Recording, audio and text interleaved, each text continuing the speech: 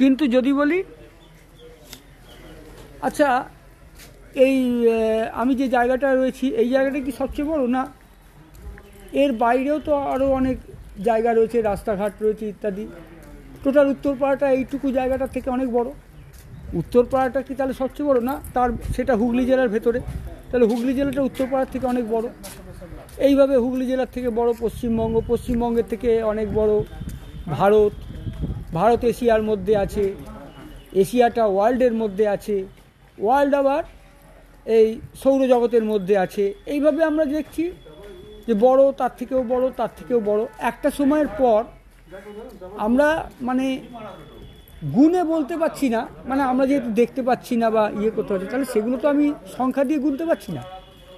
তাহলে সেগুলো আমি কি দিয়ে গুনব? আমাদের যুক্তি বুদ্ধি দিয়ে।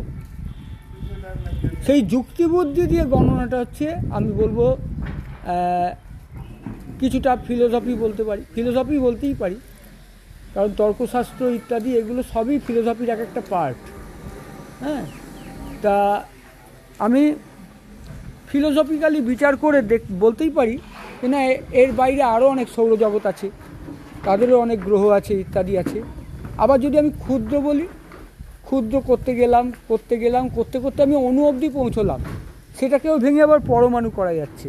পরমাণুকে ভেঙে এখন তো সত্যেন বোসের থিওরি অনুযায়ী প্রয়োগ করে তো পরমাণুকেও ভেঙে ফেলা হয়েছে, তাই না? তাহলে পরমাণুকেও যদি ভাঙা হয়, তাহলে সেইভাবে আমি যুক্তিবুদ্ধিতে বলতে পারি যে আমাদের দার্শনিক জ্ঞান কি বলছে তাকেও ভাঙা যায়, আমরা এখন ভাঙতে পারছি না। অর্থাৎ আমরা এখন যেটা করতে পারছি না সেটাই কিন্তু শেষ কথা নয়, এটা আমাদের কিন্তু ফিলোসফি বলে দিচ্ছে।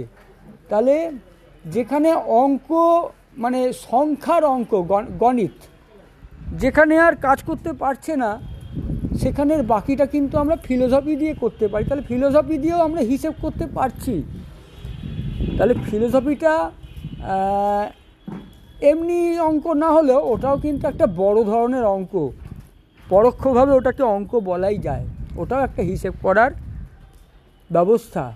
যে বলছে না আমার এটা কি বললেন আমার কোনো হিসাবে মিলছে না, সেটা কি ওই যোগ বিয়োগ গুণ ভাগ ওই সংখ্যার? ওটা হচ্ছে যুক্তির হিসাবে মিলছে না, অর্থাৎ যুক্তিরও হিসাব হয়।